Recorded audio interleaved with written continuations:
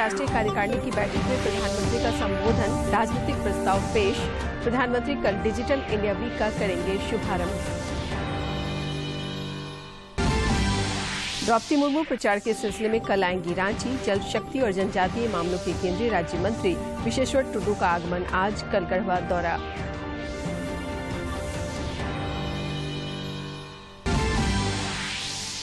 रांची से विद्युत मंत्रालय की पहल पर लगभग 21 लाख की लागत से विभिन्न प्रकार के 176 सहायक उपकरण का हुआ वितरण। दिव्यांगजनों चेहरे खिले। और सिमडेगा के ठिठाईटांगर में हुई 164.6 मिलीमीटर बारिश। दक्षिणी और मध्य झारखंड में भारी बारिश के आसार, येलो अलर्ट जारी।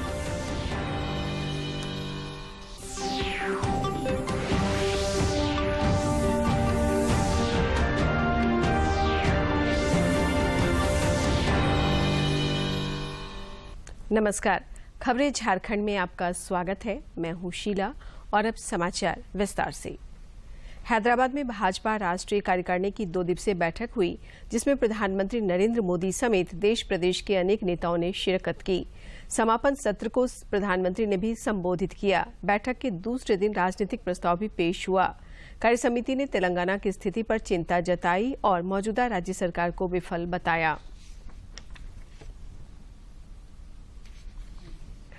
भाजपा की राष्ट्रीय कार्यसमिति की बैठक के बाद पार्टी के वरिष्ठ नेता रविशंकर प्रसाद ने प्रेस कॉन्फ्रेंस कर विस्तार से समापन सत्र की कार्रवाई की जानकारी दी और प्रधानमंत्री के वक्तव्य को साझा किया।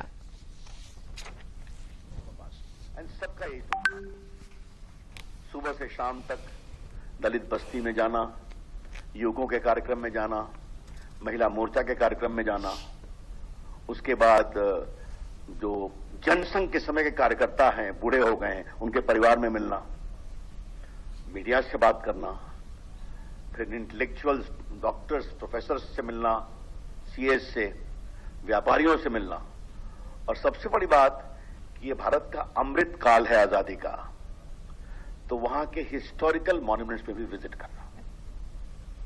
और मैं अपने विशेष रूप से तेलंगाना की प्रेस का बहुत अभिनंदन करूंगा। मैं वारंगल बहुत दिन के बाद गया था और वहां जो 2 अपनी जो भद्रकाली मंदिर है उसका दर्शन करना, जो हजारों साल पुरानी। भाजपा की राष्ट्रीय कार्यकारिणी की बैठक में झारखंड के सभी शीर्ष भाजपा नेताओं ने भी हिस्सा लिया। केंद्रीय मंत्री अर्जुन मुंडा, अन्नपूर्णा देवी के अलावा प्रदेश अध्यक्ष दीपक प्रकाश, विधायक दल के नेता बाबूलाल मरांडी और पार्टी के राष्ट्रीय उपाध्यक्ष रघुवर दास भी बैठक के साक्षी बने।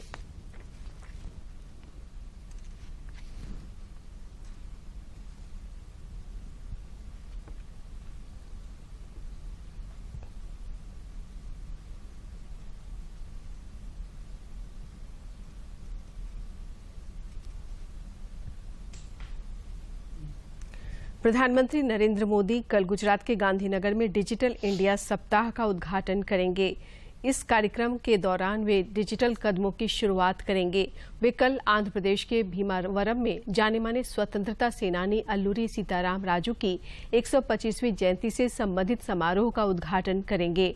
इस अवसर पर श्री मोदी अल्लूरी सीताराम राजू की 30 फीट ऊंची कांस्य मूर्ति का भी अनावरण करेंगे। एनडीए की राष्ट्रपति पद की प्रत्याशी द्रौपदी मुर्मू प्रचार के सिलसिले में कल रांची आएंगी। इस बात की जानकारी साझा करते हुए केंद्रीय मंत्री अर्जुन मुंडा ने कहा कि उनके रांची आगमन पर उनका भव्य स्वागत होगा। श्री मुंडा ने द्रौपदी मुर्मू को रिकॉर्ड मतों से विजयी बनाने का आह्वान किया। इधर प्रचार के सिलसिले में एनडीए प्रत्याशी द्रौपदी मुर्मू ने कल चेन्नई का दौरा किया। जल शक्ति और जनजातीय मामलों के राज्य मंत्री विशेश्वर टुडू आज राज्य के 2 दिवसीय दौरे के क्रम में रांची पहुंचेंगे। वे कल सुबह गढ़वा में विभिन्न कार्यक्रमों में शरीक होंगे और विकास कार्यों की उच्च स्तरीय समीक्षा करेंगे।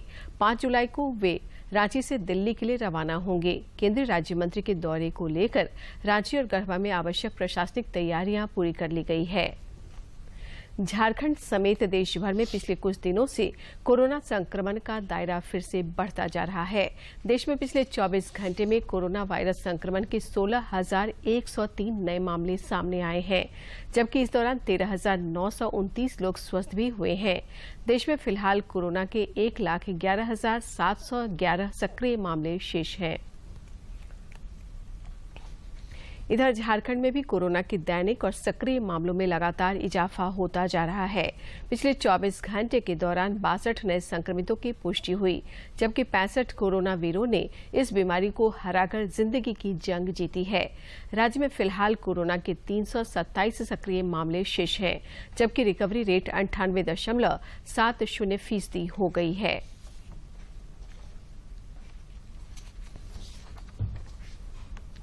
कोरोना के खिलाफ जारी जंग में देश में टीकाकरण अभियान तेज गति से जारी है। केंद्रीय स्वास्थ्य मंत्रालय के अनुसार देश में अब तक 197 करोड़ 95 लाख से अधिक कोविड रोधी टीके लगाए जा चुके हैं।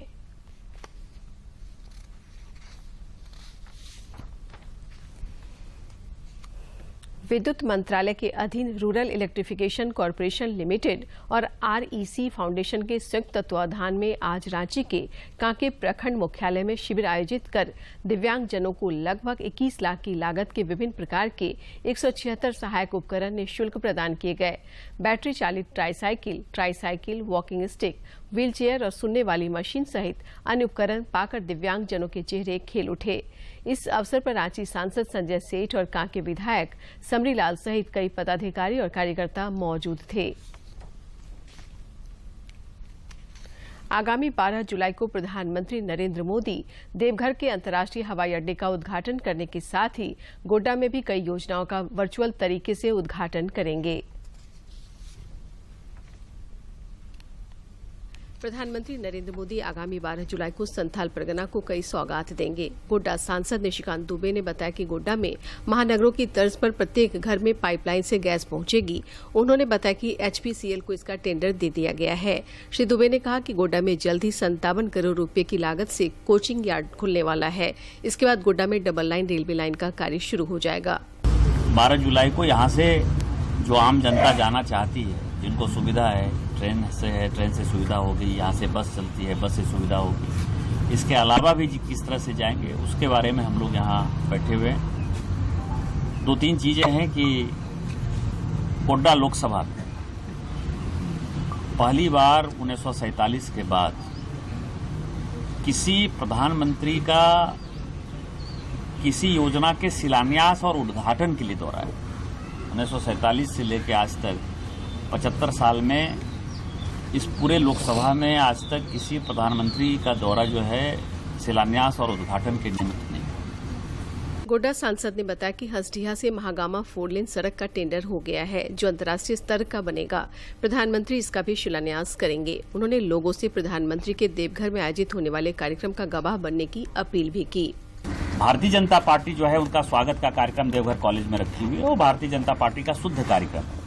ये आमंत्रण पत्र है जो हमारे कार्यकर्ता घर घर जाकर सारे लोगों को आग्रह करेंगे कि आप माननीय प्रधानमंत्री जी के संभाषण को सुनने के लिए आइए, और उन्होंने जो हमें सौगात दिया है उसके लिए धन्यवाद देते।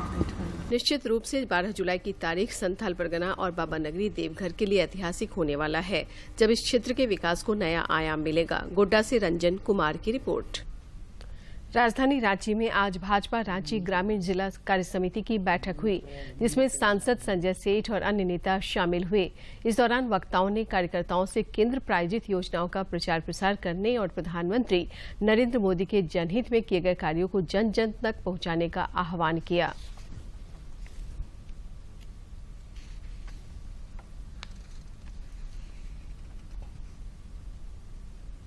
जमशेदपुर सैरात बाजारों के दुकानों में नोटिफाइड एरिया कमेटी के द्वारा किए गए किराए के इजाफे को स्वास्थ्य मंत्री सह विधायक वन्ना गुप्ता की पहल पर उपायुक्त द्वारा अंतरिम स्टे लगा दिया गया है। दुकानदारों ने आज श्री गुप्ता को इसके लिए धन्यवाद दिया तथा उनका स्वागत किया। जब मन के साथ, दिल के साथ, खुशी के साथ काम करता है तो राज्य की उन्नति और समृद्धि होती है। 15%, 20% मार्जिन बढ़ाना पड़ता है, वो मार्जिन पब्लिक देती और धीरे धीरे रिटेल सेक्टर खत्म हो जाता, ऑनलाइन की तरफ बढ़ावा हो जाता है। जमशेदपुर में Indian national trade union Congress INTUC के झारखंड शाखा की वर्किंग कमेटी की बैठक हुई, जिसमें स्वास्थ्य मंत्री बन्ना गुप्ता और कांग्रेस के प्रदेश अध्यक्ष राजेश ठाकुर ने भी शिरकत की। इस दौरान मजदूर हितों को लेकर आंदोलन तेज करने की बात कही गई।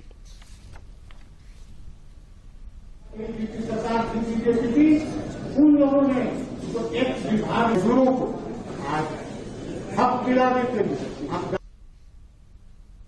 रांची, बोकारो और जमशेदपुर के विभिन्न केंद्रों में आज झारखंड डिप्लोमा स्तर संयुक्त प्रतियोगिता परीक्षा हुई। परीक्षा 2 पालियों में संपन्न हुई। रांची के विभिन्न परीक्षा केंद्रों पर कदाचार मुक्त परीक्षा सुनिश्चित कराने के लिए व्यापक प्रबंध किए गए थे।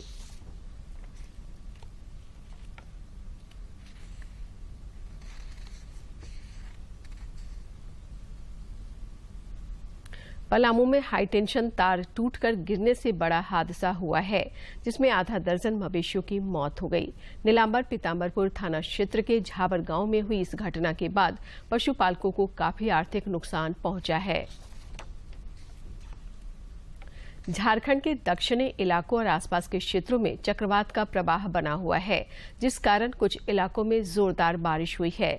सिमडेगा के ठिठाई टांगर में 164.6 मिलीमीटर वर्षा हुई है। इस चक्रवातीय प्रवाह के कारण अगले 24 घंटे के दौरान निम्न दबाव का क्षेत्र बनने के भी आसार हैं। मौसम विज्ञान केंद्र रांची ने दक्षिणी और मध्य झारखंड में कुछ स्थानों पर भारी बारिश की संभावना जताई है, जिसके लिए येलो अलर्ट जारी किया गया है। अब तक 50,000 से अधिक लोगों ने अमरनाथ यात्रा के क्रम में बाबा बर्फानी के दर्शन किए हैं। इधर श्राइन बोर्ड ने बड़ी पहल करते हुए श्रद्धालुओं को ऑनलाइन पूजा में शामिल होने की व्यवस्था की है। शासन ने मिल करके इस यात्रा का आयोजन किया है और मुझे लगता है कि जिस मेहनत से प्रशासन के लोग और खासतौर से जम्मू कश्मीर की आवाम इस पूरी यात्रा से जुड़ी है, वो निश्चित रूप से सराहनीय है। जो मेरे पास जानकारी है, देश के विभिन्न हिस्सों से जो लोग आए हैं, वो सभी लोग काफी प्रसन्न हैं। यात्रा अच्छे ढंग से चल रही है और जिस तरह से यहाँ की आवाम ने स्वागत किया है, वो माने यहाँ की परंपरा रही है और मुझे लगता है कि लोगों ने उस परंपरा। गुमला में गुप्त सूचना के आधार पर दुंदुरिया के एक मकान से भारी मात्रा में नकली खाद और पैकेजिंग करने का सामान बरामद हुआ है। इस मामले में 2 लोगों की गिरफ्तारी हुई है।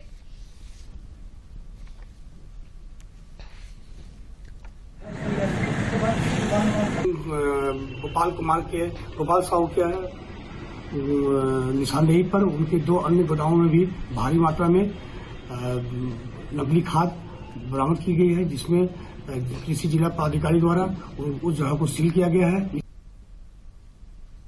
इधर गुमला पुलिस ने पालकोट रोड स्थित साहू पेट्रोल पंप के समीप एक ऑटो पर अवैध रूप से नशीली दवाओं की बिक्री करने वाले 3 युवकों को धर दबोचने में सफलता पाई है।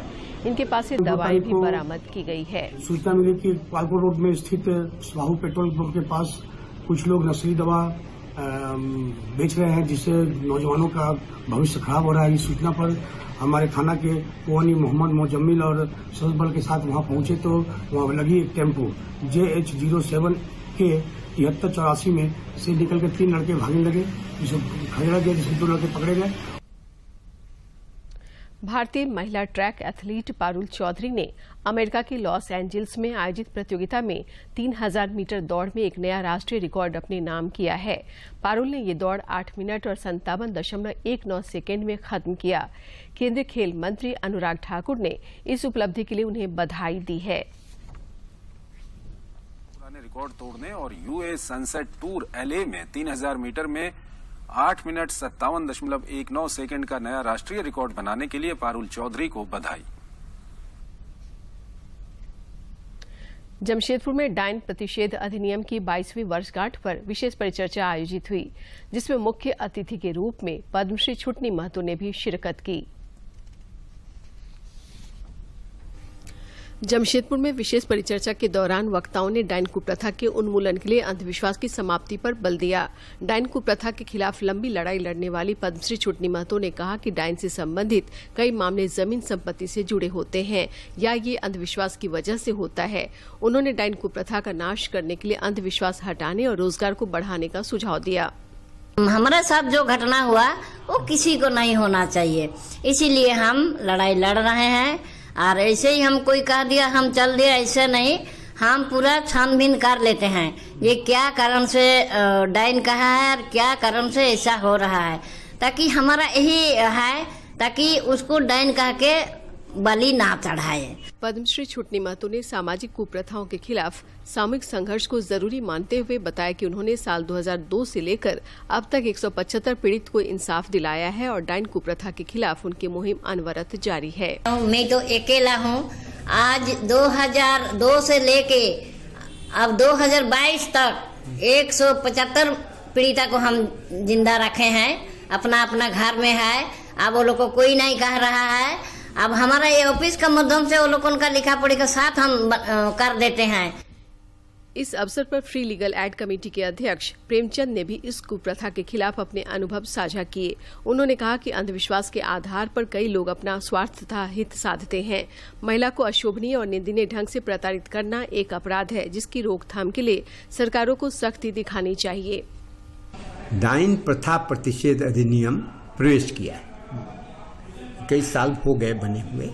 उसके उपलक्ष्य में उसकी समकालीन समस्याएं क्या हैं उस पर एक परिचर्चा हम लोग। एक मिथ है, मिथ गढ़ दिया गया है, काल्पनिक मिथ है, उसकी वास्तविक धरातल से कोई दूर दूर तक संबंध नहीं है। परिचर्चा के दौरान मौजूद खादी ग्रामोद्योग के सदस्य मनोज सिंह ने बताया कि डायन जैसे अंधविश्वास को फ्री लीगल एड कमेटी दूर करने में जुटी हुई है और डायन प्रतिषेध अधिनियम को बनाने में भी फ्री लीगल एड कमेटी की सक्रिय भूमिका रही है। फ्री लीगल एड कमेटी लगी रही है और उसका सबसे जीता जागता उदाहरण है कि कभी एक प्रताड़ित और विक्टिम के रूप में आई हुई छुटनी महतो बाद में इस संघर्ष में साथी बनी, इस जागरण में, और काम करते करते आज पद्मश्री से नवाजा गया है। तो आज के दिन उस अधिनियम पर परिचर्चा के लिए हम लोग बैठे हैं कि कितना लंबा यात्रा हम लोगों ने तय किया, आगे और क्या है यात्रा, चुनौतियां क्या है। तो इसी संदर्भ में आज का यह संगोष्ठी। डायन कुप्रथा को जन जागरण और सामूहिक प्रयास से ही खत्म किया जा सकता है, जिसके लिए लोगों को अंधविश्वास से बाहर निकलने की जरूरत है। जमशेदपुर से राजेश कुमार लालदास की रिपोर्ट। और अब कुछ खबर राज्य के विभिन्न जिलों से।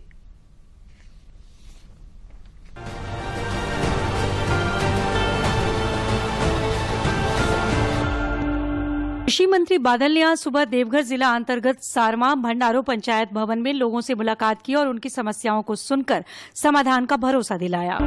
गढ़वा नौका स्थित एक जन वितरण प्रणाली की दुकान में गबन और राशन कम देने का मामला प्रकाश में आने पर दुकानदार के खिलाफ प्राथमिकी दर्ज कराई गई है। उसके खिलाफ प्रथम दृष्टया जांच में आरोप सही पाया गया था। रांची के चानो थाना क्षेत्र में एक महिला की हत्याकांड का खुलासा करते हुए पुलिस ने उसके पति को गिरफ्तार किया है। आरोपी ने अपना जुर्म कबूल कर लिया है। उसने बताया कि पारिवारिक विवाद में उसने हत्याकांड को अंजाम दिया। भाजपा के संगठन महामंत्री धनपाल सिंह ने 2 महिलाओं के साथ गिरिडीह में देवघर से लौटने के क्रम में सामूहिक दुष्कर्म की घटना पर आक्रोश जताते हुए विधि व्यवस्था के सवाल पर राज्य सरकार को घेरा। कृषि मंत्री बादल ने देवघर की सोनाराय ठाड़ी में 2 दिन पूर्व वज्रपात की घटना में जान गंवाने वाले लालूडीह निवासी सुखदेव हांसदा के परिजनों से मिलकर उन्हें सांत्वना दी और उनका हिम्मत बढ़ाया। कृषि मंत्री ने कहा कि परिजनों को 4 लाख रुपए मुआवजा और अन्य सरकारी सहायता शीघ्र दिलाई जाएगी। जमशेदपुर विमेंस क्लब की महिलाओं ने मैरिन ड्राइव में पौधे लगाकर पर्यावरण बचाने का संकल्प लिया। धनबाद रेल मंडल ने पुनः अपनी कार्य दक्षता के अनुरूप माल लदान में बेहतर प्रदर्शन करते हुए भारतीय रेलवे में प्रथम स्थान प्राप्त किया है। इस वित्तीय वर्ष के अप्रैल से जून के बीच 43.57 मिलियन टन माल लदान किया गया, जो पिछले इसी अवधि के 38.86 मिलियन टन से 12.12% अधिक है। खूंटी के कर्रा प्रखंड अंतर्गत समेकित आजीविका कृषि पार्क को विकसित करने के बहुउद्देशीय प्रयास जारी हैं। ग्रामीणों को उन्नत कृषि प्रणाली से अवगत कराने व कृषि गतिविधियों से जोड़ने हेतु एक्सपोजर विजिट कराया जा रहा है। यहां आजीविका संवर्धन की दिशा में किसान अग्रसर हैं। साहिबगंज में भूमिहीन शहरी गरीबों के लिए लगभग 11 करोड़ की लागत से प्रधानमंत्री शहरी आवास योजना अंतर्गत 150 से अधिक परिवारों के रहने हेतु आवास का निर्माण प्रारंभ हो गया है। इस बात की जानकारी विधायक अनंत ओझा ने साझा की है।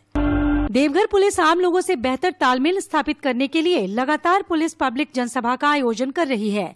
इस सिलसिले में चित्रा थाना अंतर्गत ग्राम पलमा में भी जनसभा का आयोजन हुआ, जिसमें बड़ी संख्या में स्थानीय लोग शामिल हुए। इस दौरान ग्रामीणों को हेलो पुलिस और महिला हेल्प डेस्क के बारे में जानकारी दी गई। साथ ही साइबर अपराध से बचने के टिप्स भी दिए गए।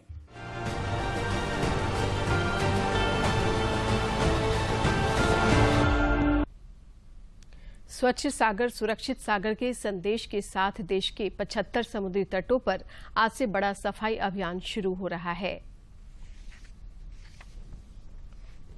तटीय स्वच्छता अभियान का लक्ष्य समुद्री तटों से 1500 टन कचरे को हटाना है। इससे समुद्री जीव और तटीय क्षेत्रों में रहने वाले लोगों के लिए एक बड़ी राहत होगी। ये अपनी तरह का पहला और सबसे लंबे समय तक चलने वाला तटीय स्वच्छता अभियान होगा, जिसमें सबसे अधिक संख्या में लोग हिस्सा लेंगे। इसमें न केवल तटीय क्षेत्रों बल्कि देश के अन्य हिस्सों की समृद्धि के लिए स्वच्छ सागर सुरक्षित सागर का संदेश देने के लिए आम आदमी की भागीदारी आवश्यक है। गौरतलब है कि इसका आयोजन आजादी का अमृत महोत्सव के तहत किया जा रहा है और इसी कड़ी में उड़ीसा के पुरी तट पर सैकड़ों की संख्या में छात्रों ने विशेष सफाई अभियान चलाया, जिसका मकसद लोगों को समुद्री तटों की सफाई के प्रति जागरूक करना है। केंद्र प्रायोजित प्रधानमंत्री आवास योजना से गिरिडीह में वंचित तबकों को पक्का मकान मिलने से बड़ा बदलाव आया है, जिसके लिए लाभार्थी केंद्र सरकार के आभारी हैं।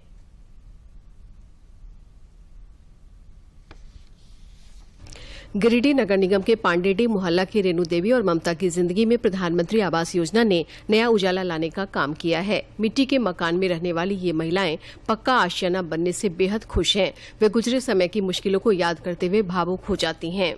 पहले मिट्टी घर में रहते थे, कच्चा मकान था, चुभता था, दिक्कत होता था रहने में। मोदी जी दिए हैं घर मकान, रह रहे हैं अच्छा से। पहले हम लोग का कच्चा मकान था, जहाँ पर सोते थे वहीं पर पानी गिरता था, चूता था, अंदर आता था, डर लगता था कहीं कपड़ा को उचाड़ के नहीं जाए। उसके बाद हम लोग का सरकार तरफ से घर मिला था, हम लोग अभी बहुत खुश हैं। इलाके में रहने वाली मालती कहती हैं कि पक्का मकान उनके लिए एक सपना जैसा था, जिसे प्रधानमंत्री आवास योजना ने साकार कर दिखाया है। वे गरीबों और कमजोर तबकों को योजना का लाभ देने के लिए प्रधानमंत्री की आभारी हैं। हमने पहले माटी घर में रह लिए, पूरा घर उड़ चुए है, अब देखिए ढलैया घर बन गए, अच्छा से रहिए, मोदी कृपा से नहीं अच्छा रह रहा है।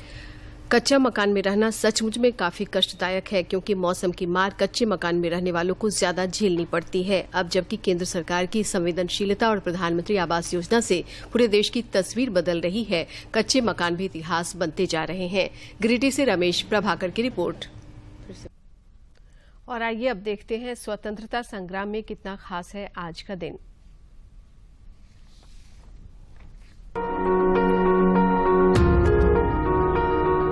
आज की इस कड़ी में हम राष्ट्रवादी हंसा जीवराज मेहता का स्मरण कर रहे हैं। उनका जन्म 3 जुलाई 1897 को गुजरात के सूरत में हुआ था। उन्होंने असहयोग आंदोलन और स्वदेशी आंदोलन में भाग लिया और 1932 में वे गिरफ्तार कर ली गयीं। हंसा जीवराज मेहता ने बड़ौदा कॉलेज में दर्शन शास्त्र का अध्ययन किया और उसके बाद इंग्लैंड में पत्रकारिता और समाज शास्त्र का अध्ययन किया। 1920 में लंदन में निवास के दौरान हंसा मेहता की मुलाकात सरोजिनी नायडू से हुई, जिन्होंने बाद में उन्हें महात्मा गांधी से मिलवाया और उन्हें स्वाधीनता आंदोलन से जोड़ा। हंसा जीवराज मेहता का राजनीतिक जीवन 1937 में बम्बई विधान परिषद के चुनाव में जीत के साथ शुरू हुआ। वे 1949 तक परिषद में रहीं। इस दौरान मेहता अखिल भारतीय महिला कॉन्फ्रेंस से करीबी रूप से जुड़ी रहीं और 1946 में उसकी अध्यक्ष बनी। अध्यक्ष के रूप में कार्यकाल के दौरान उन्होंने भारतीय महिलाओं के अधिकारों और कर्तव्यों के चार्टर का मसौदा तैयार किया। इस चार्टर में महिलाओं के लिए समानता और नागरिक अधिकारों की मांग की गई थी। मेहता ने 1946 में महिलाओं की स्थिति पर संयुक्त राष्ट्र की उप समिति के सदस्य के रूप में भी कार्य किया। वे संयुक्त राष्ट्र मानवाधिकार समिति की सार्वभौम घोषणा के दौरान एलिनोर रूजवेल्ट के साथ उपाध्यक्ष रहीं। मेहता मुंबई में श्रीमती नाथीबाई दामोदर ठाकर से विश्वविद्यालय में नियुक्ति के साथ भारत में पहली महिला वाइस चांसलर बनी। हंसा मेहता बम्बई से संविधान सभा के लिए निर्वाचित हुई, जहां उन्होंने महिलाओं के अधिकारों के पक्ष में मजबूती से तर्क रखे और समान नागरिक संहिता और आरक्षण पर बहस में हस्तक्षेप किया। मेहता संयुक्त राष्ट्र मानवाधिकार आयोग के लिए भारतीय प्रतिनिधि थी। उन्होंने मानवाधिकारों की सार्वभौम घोषणा के अनुच्छेद 1 में महत्वपूर्ण भूमिका निभाई और अधिकारों को समावेशी बनाने में योगदान दिया। सभी पुरुष स्वतंत्र और समान रूप से जन्मे हैं, इस वाक्य को बदलकर सभी मनुष्य स्वतंत्र और समान रूप से जन्मे हैं, ये करने का श्रेय भी हंसा मेहता को ही है।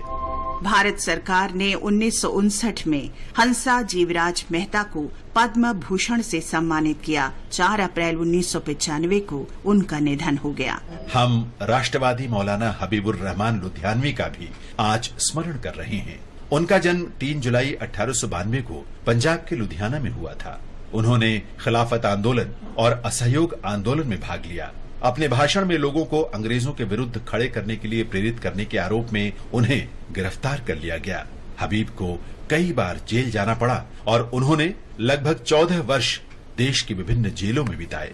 हबीब का संबंध स्वाधीनता सेनानियों के परिवार से था। उनके दादा शाह अब्दुल कादिर लुधियानवी 1857 में भारत के प्रथम स्वतंत्रता संग्राम के समय ईस्ट इंडिया कंपनी के विरुद्ध खड़े होने वाले पंजाब के प्रथम व्यक्तियों में शामिल थे। उनके निकट संबंधियों को भी जेल जाना पड़ा। उनकी पत्नी स्वाधीनता सेनानी शफ्तुन्निसा बीबी ने अपने परिवार पर ब्रिटिश पुलिस के क्रूर दमन के बावजूद हबीब का समर्थन किया। हबीबुर रहमान लुधियानवी ने जमीयतुल उलेमाए हिंद में महत्वपूर्ण भूमिका निभाई और मौलाना अबुल कलाम आजाद की सलाह पर 1920 में मजलिसे एहरार यानी द सोसाइटी ऑफ फ्रीडम शुरू की। केंद्रीय असेंबली में भगत सिंह द्वारा बम फेंके जाने की घटना के बाद अंग्रेजों के दमन के भय के बावजूद भगत सिंह के परिवार को शरण देने के लिए मौलाना लुधियानवी आगे आए। उन्होंने 1931 में शाही जामा मस्जिद के निकट लगभग 300 अंग्रेज अधिकारियों और पुलिस के सामने भारतीय ध्वज फहराया। इसके लिए उन्हें गिरफ्तार कर लिया गया। जब अंग्रेज अधिकारियों ने लुधियाना रेलवे स्टेशन पर हिंदुओं और मुसलमानों के लिए पानी के अलग अलग घड़ों की व्यवस्था की, तो उन्होंने हिंदू, मुसलमान और सिख कार्यकर्ताओं की सहायता से वो घड़े तोड़ दिए। इसके लिए उन्हें दोबारा गिरफ्तार कर लिया गया। 1947 के बुरे समय में खराब माहौल के कारण हबीबुर रहमान ने अपने मित्रों के परामर्श से लुधियाना छोड़ दिया। उन्होंने दिल्ली में शरणार्थी शिविर में शरण ली। उन्होंने मुस्लिम लीग की विभाजनकारी राजनीति ठुकरा दी और अपने पुश्तैनी घर लुधियाना लौट गए। स्वाधीनता और मरते दम तक लोगों की स्वतंत्रता के लिए प्रतिबद्ध हबीबुर रहमान लुधियानवी की मृत्यु 2 सितंबर 1955 को हुई।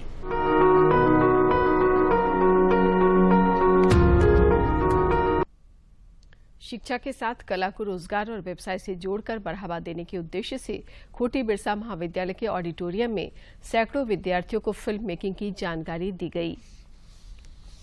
खूंटी में बिरसा कॉलेज के विद्यार्थियों को एक कार्यशाला के माध्यम से फिल्म निर्माता दिलीप देव और मधुमिता रॉय ने कला के क्षेत्र में आगे बढ़ने के गुर बताए। इस दौरान उन्हें फिल्म मेकिंग को रोजगार से जोड़ने के कई टिप्स दिए गए।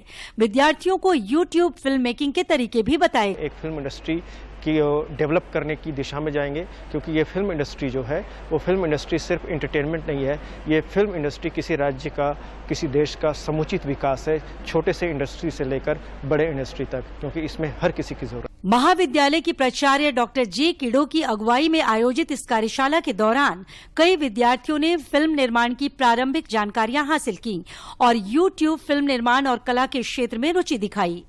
कला है तो सारी चीजें बच्चों में कूट कूट कर भरी हुई है, कहीं न कहीं से इनको प्लेटफॉर्म मिलना चाहिए। तो इसी के तहत इनको इनवाइट किया है ताकि बच्चे इसका लाभ उठा सकें और कॉलेज का लाभ उठा सकें। उत्तराखंड में मुंडारी, होस, संथाली, नागपुरी, खोटा भाषा में भी फीचर फिल्म निर्माण की असीम संभावना है, जिससे स्थानीय कलाकारों को रोजगार का अवसर मिल सकता है। फिल्म मेकर मधुमिता का मानना है कि स्थानीय लोगों में कला कूट कूट कर भरी हुई है, जिसे रोजगार की ओर मोड़ा जा सकता है। और फिल्म मेकिंग के ऊपर चर्चा किया है ताकि उन लोगों को ये जानकारी मिले कि इसका कैसा इम्पोर्टेंस है। पुलिस प्रशासन और आम लोगों की कोशिशों से फिल्म निर्माताओं के लिए खूंटी जिला अब सुरक्षित होता जा रहा है। नक्सलवाद का साया छटने के बाद अब यहाँ की तस्वीर बदलने लगी है और लोग बेखौफ यहाँ की सुंदरता को अपने कैमरे में कैद कर रहे हैं, जो फिल्म मेकिंग के लिए बेहतर संकेत है। खूंटी से ज्योत्सना की रिपोर्ट। अंत में मुख्य समाचार एक बार फिर। भाजपा राष्ट्रीय कार्यकारिणी की बैठक में प्रधानमंत्री का संबोधन, राजनीतिक प्रस्ताव पेश। प्रधानमंत्री कल डिजिटल इंडिया वीक का करेंगे